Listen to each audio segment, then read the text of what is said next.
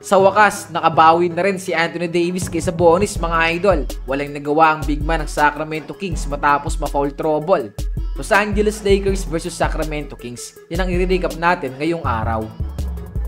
Para sa mga di nakapanood o hindi nakakaalam, walang LeBron sa laban na to, kaya bago na naman ang starting 5 na ginamit ng LA.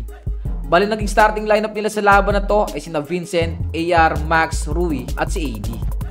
Nagsimula ang laban na to na maganda kagad ng pinapakita ng Lake Show sa sarili nilang bahay. Kaya naman kontrolado talaga nila ang takbo ng laro.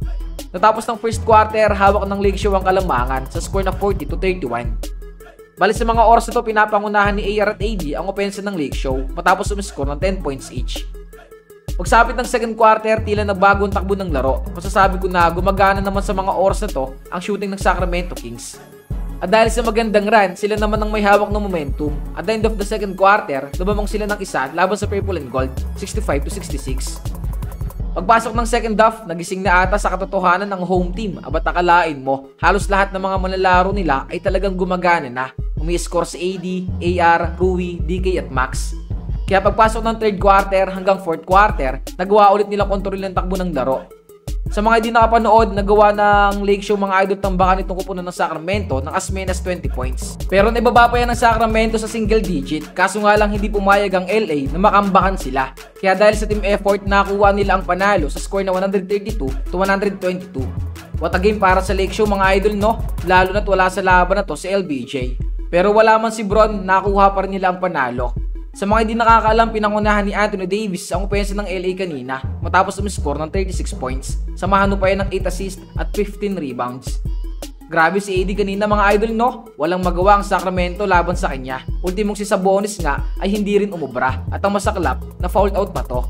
Alam nyo ba na 10-0 si Sabonis laban kay Anthony Davis mga idol sa kanyang NBA career? Pero this season, binawian na siya ni AD. 4-0 ang naging final record nila ngayong taon. Yes, tama kayo nang narinig mga idol. Winilis lang ng LA ang Sacramento Kings this season.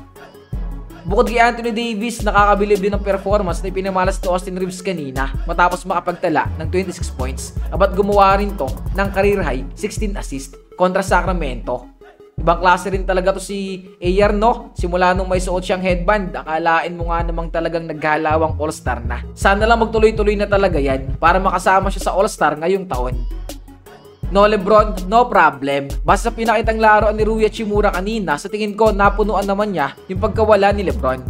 Well, alam naman nating lahat mga idol no, na mahirap palitan ng isang LeBron. Pero mabuti na nga lang talaga nag-step up din itong si Rui Hachimura matapos nga umiscore kanina ng 21 points.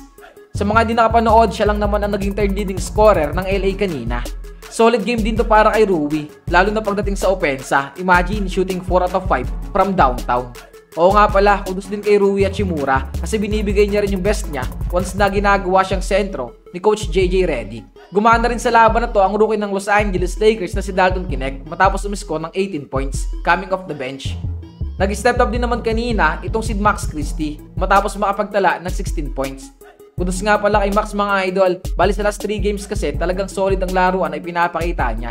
17 points laban sa Pistons, 16 points kontra GS, tapos umiscore ulit siya kanina ng 16 points. Overall, isang solid na laruan na naman ang pinamalas ng LA kanina. Wala man si LeBron, makikita natin na ibinigay talaga nila ang best nila para madepensahan ang sarili nilang bahay laban sa dayuhan ng Sacramento Kings.